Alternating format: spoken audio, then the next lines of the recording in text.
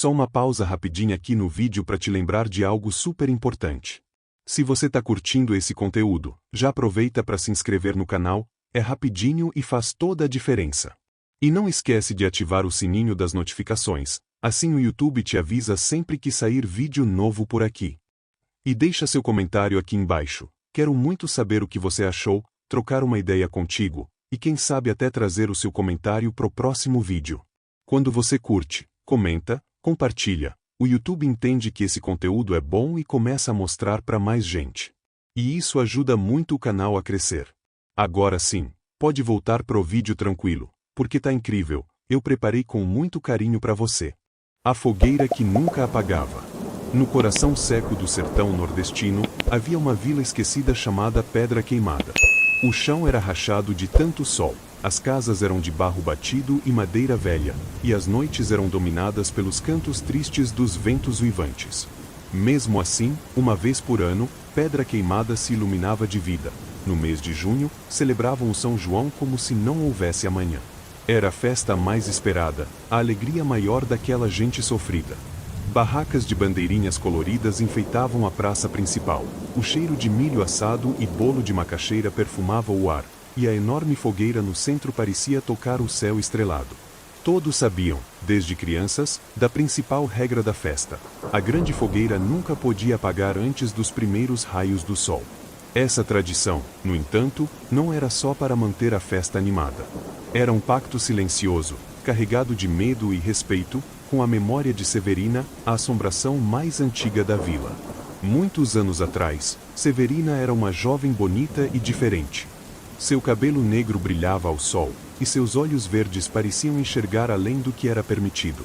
Num tempo em que a ignorância era maior que o entendimento, ela foi acusada de bruxaria por curar ferimentos com ervas e prever a chuva. Durante uma festa de São João, o povo, tomado por medo e raiva, a arrastou até a praça e a amarrou em toras de madeira. Sem chance de defesa, Severina foi queimada viva enquanto implorava por misericórdia. Seu último grito, que se perdeu entre o crepitar das chamas, foi uma maldição. Se a fogueira morrer, minha vingança viverá. Desde então, ano após ano, os moradores mantinham a tradição, sem nunca esquecer o que estava em jogo. Naquele ano, porém, algo estava diferente. Dias antes da festa, uma estranha seca atingiu Pedra Queimada.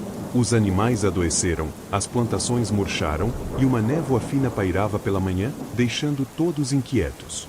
Mas ninguém quis cancelar a festa. Era o São João, afinal. Mais do que nunca, eles precisavam da alegria, das promessas de fartura, acima de tudo, da fogueira acesa até o amanhecer. Quando a noite chegou, o arraial estava iluminado. Havia forró, casamento matuto, comidas típicas e uma quadrilha tão animada que fazia a poeira levantar do chão. A fogueira, erguida com o maior cuidado, parecia um monumento de chamas dançando contra o céu. Entre a multidão, uma menina chamada Lúcia, de apenas 12 anos, sentia algo estranho no ar. Ela sempre ouvirá as histórias sobre Severina contadas pela sua avó, Dona Nena, em sussurros à beira do fogo. E agora, enquanto via as chamas da grande fogueira tremularem de maneira errática, seu coração batia pesado no peito. Era quase 3 da manhã quando o primeiro sinal veio. O vento, que até então estava quente, ficou gelado de repente. A música da sanfona falhou, soando como se os dedos do sanfoneiro tivessem congelado. As bandeirinhas começaram a se despedaçar no ar. E a fogueira, que deveria arder até o amanhecer, começou a fraquejar. Lúcia correu até os organizadores, mas ninguém a escutava. Era como se estivesse em um sonho ruim, onde sua voz se perdia no meio do vazio. As pessoas continuavam dançando, mas seus rostos estavam diferentes, rígidos, sem emoção, como bonecos de cera.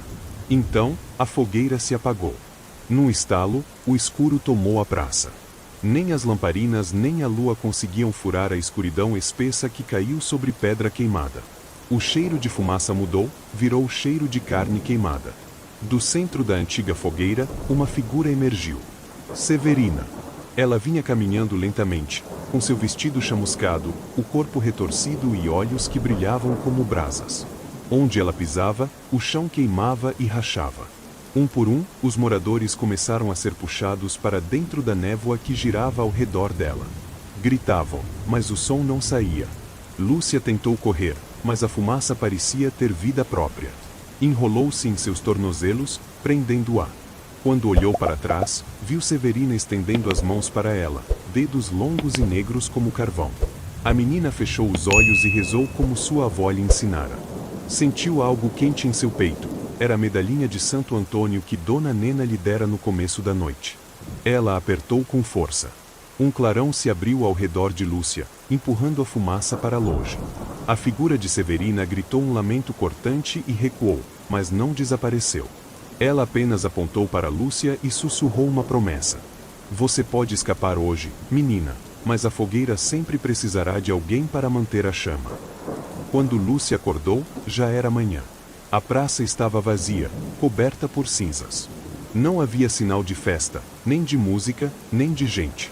Pedra Queimada ficou conhecida, desde então, como a vila onde o São João morreu. Alguns dizem que, a cada novo 24 de junho, se alguém passar perto da velha praça, ainda poderá ver uma fogueira apagada, e uma sombra espreita, esperando pela próxima chama que se atreva a se apagar. Nos dias seguintes à tragédia, Lúcia vagava sozinha pela vila abandonada. Casas abertas, animais soltos e um silêncio pesado dominavam Pedra Queimada. Ao voltar para casa, encontrou sua avó, Dona Nena, esperando por ela, olhos fundos e voz triste. Eu te avisei, menina. Severina nunca descansou, disse Nena, revelando que a maldição era mais profunda. Severina havia se unido à própria terra, sedenta por vingança eterna. Tentando fugir, Lúcia descobriu que a vila estava cercada por mato espesso e árvores retorcidas, como se fossem muralhas vivas. Pedra Queimada a mantinha presa. Na primeira noite de julho, estranhos vestidos de branco surgiram, os guardiões da fogueira. Disseram que, para conter Severina, a fogueira deveria ser mantida acesa a cada São João, com uma criança responsável pela chama. Lúcia, como única sobrevivente, foi escolhida. No ano seguinte, a vila ressurgiu com festa, bandeirinhas e músicas, mas havia algo forçado nos sorrisos, um medo escondido sob cada dança. Na noite da festa, Lúcia ficou sozinha ao lado da grande fogueira, segurando uma tocha. As labaredas dançavam no escuro. Na beira da praça, uma figura chamuscada a observava. Severina sorriu. A noite da leitoa maldita. Na vila de Santa Luzia do Mato, o São João era a festa mais esperada do ano. Preparavam a praça por semanas, erguiam bandeirinhas coloridas de ponta a ponta, juntavam lenha para fogueiras enormes e encomendavam sanfoneiros de longe. As famílias inteiras se reuniam, vestidos rodados e chapéus de palha enchendo o arraial de cor e riso. Mas não era só de alegria que vivia o São João de Santa Luzia. Antigos contadores de histórias sussurravam sobre a leitoa maldita, um espírito de porca que vagava na noite de festa. Diziam que ela era a alma penada de uma criatura sacrificada injustamente num São João antigo, num ritual sombrio feito para trazer fartura às plantações. Desde então, toda madrugada de 24 de junho, a leitoa negra voltava para assombrar quem se atrevesse a desafiar a tradição. Mariazinha, com seus 15 anos e coragem de sobra, não acreditava nessas lendas. Criada entre as cabras e o sertão bravo, não tinha medo nem de lobisomem, quanto mais de uma porca fantasma. Naquela noite de São João, depois da quadrilha e das comidas de milho, enquanto os outros se recolhiam, ela decidiu se aventurar sozinha pelas trilhas de terra batida que cortavam o mato em volta da vila. A lua estava alta, um disco branco no céu negro, e o som da sanfona ainda ecoava fraco ao longe. Mariazinha caminhava, rindo das histórias que ouvirá desde pequena, quando um cheiro forte de terra queimada e bicho suado invadiu suas narinas. Foi então que ouviu um grunhido grave, gutural, tão forte que pareceu vibrar o chão debaixo dos seus pés. Do matagal à frente, surgiu a leitoa. Era uma visão de pesadelo, negra como carvão, com olhos vermelhos faiscando na escuridão, presas compridas e afiadas, e o corpo envolto numa fumaça escura que parecia viva. Quando caminhava, o chão rachava, como se suas patas fossem feitas de ferro quente. Mariazinha ficou paralisada por um instante. Seu instinto gritava para correr, mas ela lembrou dos conselhos de sua avó. Quando o bicho do outro lado vier, menina, não foge em linha reta. Procura um tronco, uma árvore, e sobe. Sem pensar duas vezes, ela correu em direção a um velho umbuzeiro de tronco grosso que crescia torto perto da estrada. Enquanto corria, podia ouvir a leitoa atrás dela, rosnando e bufando, cada vez mais próxima. Chegando na árvore, Mariazinha agarrou o tronco e subiu o mais rápido que pôde. A leitoa bateu na base da árvore com tanta força que o chão tremeu. Rugia, rosnava, saltava contra o tronco, tentando derrubá-la. Do alto do umbuzeiro, Mariazinha viu que a criatura parecia odiar a luz. Sua avó também dizia que o fogo era a salvação contra as almas penadas. Vasculhou o bolso do vestido, um fósforo. Apenas um. Com a mão trêmula, acendeu o palito. Assim que a pequena chama brilhou na escuridão, a leitoa soltou um urro terrível. Seu corpo começou a se retorcer, a fumaça que a envolvia se espalhou pelo mato, e no último grito, ela explodiu numa nuvem negra que se desfez no vento. Ainda ofegante e coberta de poeira, Mariazinha desceu da árvore só ao amanhecer. A vila estava silenciosa, mas logo os primeiros curiosos surgiram, atraídos pelo barulho da madrugada. Ela contou tudo o que viu.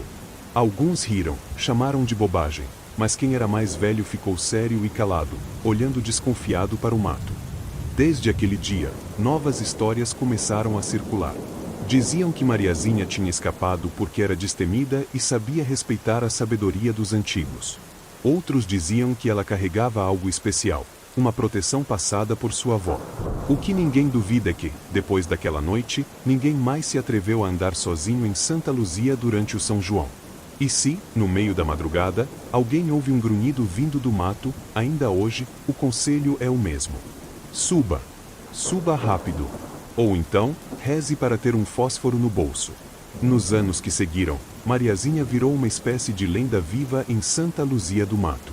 As crianças corriam atrás dela pedindo que contasse a história da leitoa maldita, e os mais velhos, agora respeitosos, pediam sua bênção antes de acender as fogueiras de São João. Diziam que Mariazinha carregava a coragem que todos gostariam de ter, e que a leitoa, derrotada, ainda rondava o sertão, mas jamais ousava se aproximar dela. Porém, Mariazinha sabia que a história não tinha terminado. Em seus sonhos, ainda via a fumaça negra rastejando pelos campos, ainda ouvia o grunhido distante quando o vento soprava do mato. Entendia, no fundo da alma, que a criatura não havia sido destruída, apenas afastada pela força da luz e da fé. Um dia, talvez, ela voltasse mais forte. Para proteger a vila, Mariazinha passou a ensinar os mais novos a importância das tradições, o respeito pelas histórias antigas e, principalmente, nunca esquecer de carregar um fósforo no bolso na noite de São João. Era um pequeno gesto, mas para quem conhecia o perigo, era a diferença entre vida e morte. E assim, a tradição de Santa Luzia se renovou. A festa continuava alegre e colorida, as fogueiras mais altas do que nunca, mas no coração de cada morador havia sempre uma ponta de vigilância. Todos sabiam que, sob a alegria da noite, algo antigo e sombrio ainda espreitava nas sombras do sertão. Mariazinha cresceu, casou e teve filhos, mas jamais esqueceu daquela madrugada.